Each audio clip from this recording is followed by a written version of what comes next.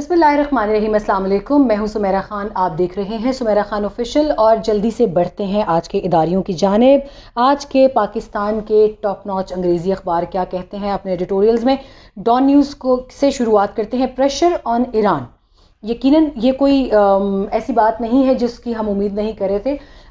جو ایران کے nuclear scientist ہیں، جن کو محسن فخری زادے، جن کی پچھلے ہفتے جن کو قتل کر دیا گیا، ان کی ہلاکت کے بعد سے ایک شور و غوغا برپا ہے ایران میں۔ بدلہ لو، انتقام لو جیسی کیفیت ہے، اور ان کو اندرونی حالات سنبھالنا اس اسیسینیشن کے بعد مشکل ہو رہے ہیں۔ گو کہ ایران نے سرکاری سطح پر بھی کہہ دیا کہ اس میں اسرائیل کا ہاتھ ہے، اور یہ حالات کچھ زیادہ اچھی پیشن گوئی نہیں کر رہے۔ یہاں پہ ایرانین جو مجلس ہے ان کی، جیسے ہماری پارلیمنٹ ہوتی ہے، انہوں نے منگل کے روز یہ مطالبہ کیا کہ ایران اپنا نیوکلیئر پروگرام، اس کی پرولیفریشن دوبارہ سے شروع کرے۔ ایران کے اوپر اس وقت P5 کنٹریز کی جانب سے سینکشنز بھی ہیں۔ گو کہ اگر ہم اس کو بات کو یہاں سے شروع کریں، اداریہ جیسے کہہ رہا ہے کہ اس میں بہت حد تک جو ابھی صدر ہار چکے ہیں امریکہ کے ڈونلڈ ٹرمپ، انہوں نے 4 برسوں میں تہران کے ساتھ بنائے گئے تعلقات، جن کو 8 سال لگائے تھے براک اوباما کی ایڈمنسٹریشن نے، کہ ایران کے ساتھ تعلقات بہتر بھی کیے جائیں اور انہیں نیوکلیئر پاور بننے سے روکا بھی جائے۔ تو ایک بڑی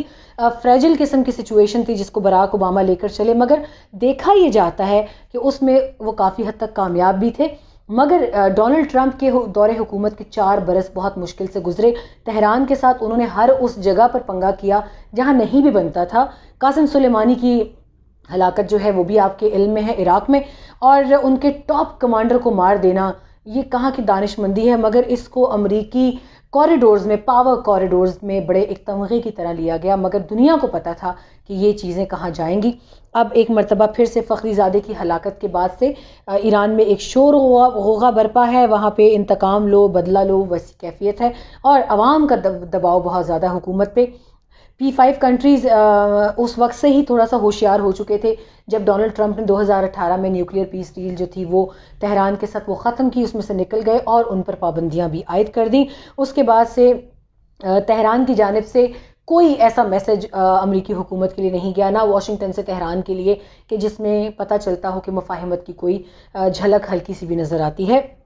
اس پورے عرصے میں یورپین سٹیٹس جو ہیں وہ ایک کافی محتاط انداز میں کھیلی ہیں، اداریہ کہتا ہے۔ گو کہ امریکہ، کیونکہ انہیں بھی امریکہ کو خفا نہیں کرنا تھا، لہٰذا انہوں نے ایک بہت محتاط گیم پلان کے ساتھ تہران کے ساتھ تعلقات رکھے۔ مگر امریکہ اب جب سے صدارتی وہاں پہ وائٹ ہاؤس میں تبدیلی کے بعد ایک باز آف دا ٹاؤن تھا کہ جو بائیڈن، جو ان کے پریزیڈنٹ الیکٹ ہیں، وہ حکومت میں آتے ہی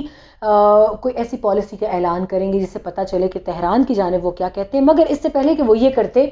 اسرائیلی وزیر اعظم بینجامن نیتن یاہو نے ایک بڑا عجیب ویئرڈ سا اسٹیٹمنٹ دیا کہ there is no going back to JCPOA۔ JCPOA وہ معاہدہ ہے جو تہران اور امریکہ کے درمیان کیا گیا تھا نیوکلیئر اپنی تمام تر ایکٹیویٹیز کے حوالے سے۔ اب یہاں اداریہ ایران کو یہ ایک مشورہ دے رہا ہے کہ گو کہ فخری زادے کی ہلاکت کو ہضم کرنا اتنا آسان کام نہیں ہے، کسی کے لیے بھی نہیں ہوگا۔ ہم خود اس وقت سے گزر چکے ہیں جب ڈاکٹر عبدالقدیر خان یا ڈاکٹر سمر مبارک من کے حوالے سے سیکیورٹی بہت ہائٹن رکھنی پڑتی تھی۔ تو اس اگر وقت کو یاد کریں تو ایران کی بھی تکلیف سمجھ میں آتی ہے، مگر یہاں سائملٹینیسلی جو انٹرنیشنل پلیئرز ہیں ان کی جانب سے ایران کا یہ کہنا ہے کہ اسرائیل کی اس کے اندر 100% انوالومنٹ ہے، اور ہمیں اس حوالے سے اپنی عوام کا بہت پریشر ہے کہ ان 2 ہلاکتوں کا بدلہ لیا جائے۔ اداریہ ایران کو تنبیہ کرتا نظر آتا ہے کہ وہ اس جال میں نہ پھنسے، کیونکہ اگر وہ ایک مرتبہ اس جال میں پھنس گیا تو صرف ایران ہی نہیں، یہ پورا خطہ ایک بہت بڑی تباہی کی لپیٹ میں آئے گا، اور یقیناً اس کے اندر ہمیں سمجھ بوجھ کی بو نظر آتی ہے۔ ڈان کے اس اداریے کو میرا خیال ہے کہ ایرانی کوریڈورز میں اگر پڑھا جائے تو وہ اس پر عمل کریں۔ نیوکلیئر ایکٹیویٹیز کے حوالے سے وہ کوئی کرنا چاہتے ہیں فیصلہ ضرور کریں، مگر یہ دیکھ لیں کہ آنے والے وقتوں میں اب یہ ڈیجیٹل ایرا ہے، اس ڈیجیٹل ہائی ٹیک ایرا میں ٹیکنالوجی کے ساتھ اور ایک مضبوط معیشت کے ساتھ ہی آپ اپنی ڈیفنس کیپیبلٹیز بڑھا سکتے ہیں، لہٰذا ان فیکٹرز کو دیکھنا پڑے گا ایران کی جانب سے۔ آگے بڑھتے ہیں۔ دا نیوز کا اداریہ ہے ڈیلنگ ود ڈسیبلٹی۔ وہ یہ کہتے ہیں کہ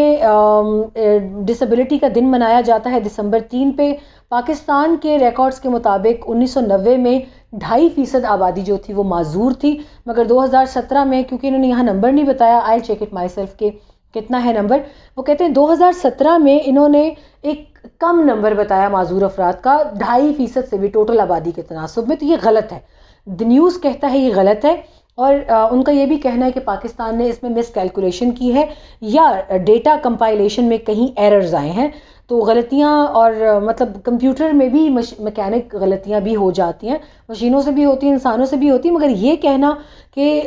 مردم شماری جو 2017 کی ہوئی ہے وہ اس میں بہت غلطیاں ہوئیں، اس کے اوپر ہمیں بات چیت کرنی پڑے گی،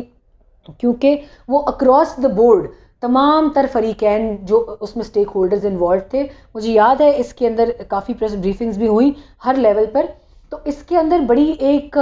بڑا ہوم ورک کرنے کے بعد اس مردم شماری کو شروع کیا گیا تھا، تو اس پہ کافی بات چیت کرنے کی ضرورت ہے، اس کو ایک دم سے غلط ثابت کرنا یا غلط کہہ دینا یہ دانشمندانہ کام نہیں ہوگا۔ اداریے کا کیونکہ لکھنا ہے اس لیے میں آپ تک وہی بات پہنچا رہی ہوں۔ پاکستان کے ریکارڈز وہ اس میں کہتے ہیں ڈسیبلٹی کے اوپر اس کے اوپر مزید بات کرنے کی ضرورت ہے، سب سے پہلے ریکارڈز کو ٹھیک کیا جائے، اس کے بعد اس کے اوپر ایک نیشن وائڈ ڈیبیٹ کی جائے، کیونکہ معذور افراد کی موجودگی اور میرا خیال ہے اس سے کافی فیکٹرز جڑے ہیں، ان کی مدد، ان کے لیے ایک بہتر زندگی اور ان کے تعلیم سے شروع کر کے ایک بہتر زندگی گزارنے تک ایک بہت بڑا سفر ہے جو انہوں نے طے کرنا ہے، تو اس معاملے میں یقیناً میں اگری کروں گی اداریے کے ساتھ کہ ان کے لیے ایک پورا لائحہ عمل ہونا چاہیے اور ان کے لیے ایک باقاعدہ نیٹ ورک ایک براڈ بیس نیٹ ورکنگ کی ضرورت ہے جو صرف معذور افراد کی کمیونٹی کے لیے ہو اور ان کے لیے زندگی بہتر طریقے سے آسانی سے گزارنے کے جو ہے وہ طریقہ کار کو وضع کر سکے۔ آگے بڑھتے ہیں ایکسپریس ٹریبیون کی جانب، انہوں نے ایک مدعا اٹھایا ہے آج، ہائی رائزز نیئر ایئرپورٹس، تمام انٹرنیشنل ایئرپورٹس پاکستان کے ان کے نزدیک جو ملٹی سٹوری بلڈنگز ہوتی ہیں، کئی منزلہ گورنمنٹ وہ عمارتیں ہوتی ہیں، ان کے حوالے سے بات چیت وہ کریں کہ ریسنٹلی جو نیا Pakistan project housing and development authority ہے، انہوں نے ایک سمری موو کی ہے فیڈرل کیبنٹ میں، جنہوں نے نو آبجیکشن سرٹیفکیٹ کی ریموول کی ریکویسٹ کی ہے کہ اس کنڈیشن کو آپ ختم کر دیں۔ اس NOC کا بنیادی مقصد یہ تھا کہ کسی بھی ایئرپورٹ، انٹرنیشنل ایئرپورٹ یا جو بھی ایئرپورٹ ہے، اس کے 15.24 کلومیٹر کے ریڈیس کے اندر کوئی کثیر المنزلہ عمارت جو ہے وہ نہ بنے، اور اس میں اداریہ حوالہ دیتا ہے مئی میں جو PIA کا پلین کریش ہوا کراچی میں، جس میں 97 جو مسافر تھے وہ اس میں شہید ہوئے، اور اس ایئرکرافٹ کی مثال دیتے ہوئے یہاں پہ اداریہ ٹریبیون کا کہتا ہے کہ کثیر المنزلہ عمارتوں کی موجودگی ایئرپورٹس کے نزدیک بالکل ایک دانشمندانہ اقدام نہیں ہوگا، اس حادثے کو یاد رکھا جائے اور اس ریڈیس میں قطعاً حکومت کو چاہیے کہ وہ اجازت نہ دیں ان بلڈنگز کی، ہائی رائزز کی۔ اور ناظرین، اس NOC کے تھرو ایویشن اتھارٹی جو ہے پاکستان کی، اس میں کسی بھی ہاؤسنگ سوسائٹی والوں کو نو آبجیکشن سرٹیفکیٹ لینا پڑتا تھا ایویشن سے، اور اس کے بعد ہی وہ ڈیولپ کر سکتے تھے، مگر نیا پاکستان ہاؤسنگ اتھارٹی کا اس سمری کو کیبنٹ میں موو کرنا سمجھ سے بالاتر ہے کہ وہ یقیناً ایک میرے بھی حساب سے، میری بھی ذاتی رائے میں، ایئرپورٹ ہی کیوں، ایئرپورٹ صرف واحد جگہ نہیں ہے پوری دنیا میں، اس ٹیکنیکلٹیز کو نہ چھیڑیں، ان بارڈرنگز کو نہ چھیڑیں، جو اچھے قوانین پاکستان میں موجود ہیں ان کے ساتھ مت کسی قسم کی چھیڑ چھاڑ کریں جو کہ آپ کے لیے آنے والے وقتوں میں اور آبادی کے لیے فیٹل ثابت ہو سکتے ہیں۔ اور یہاں پہ اداریہ آخر تک یہی بات کر رہا ہے کہ بہت سی وارننگز کے باوجود بہت ساری جو اتھارٹیز ہیں، ہاؤسنگ اتھارٹیز ہیں، ہوٹل مالکان ہیں اور میرج ہالز والے ہیں، وہ اس طرح کی تعمیرات کرتے ہیں، اور اس طرح ایئرپورٹس کے لیے اور فلائٹس کے لیے اور جہازوں کے لیے یقیناً جو اس میں جیٹ فائٹرز بھی آتے ہیں، جب وہ معمول کی پروازیں کرتے ہیں تو ان کے لیے بھی کافی مسائل جو ہیں ان کا سامنا کرنا پڑتا ہے۔ یہ تھے آج کے اداریے، اور کل آپ سے دوبارہ ملاقات ہوگی نئے اداریوں کے ساتھ، دیکھتے ہیں کہ اس میں اداریے جو ہیں وہ کیا بات کرتے نظر آتے ہیں۔ آپ سے ملاقات ہوگی کل، اپنا خیال رکھیے گا، اللہ حافظ۔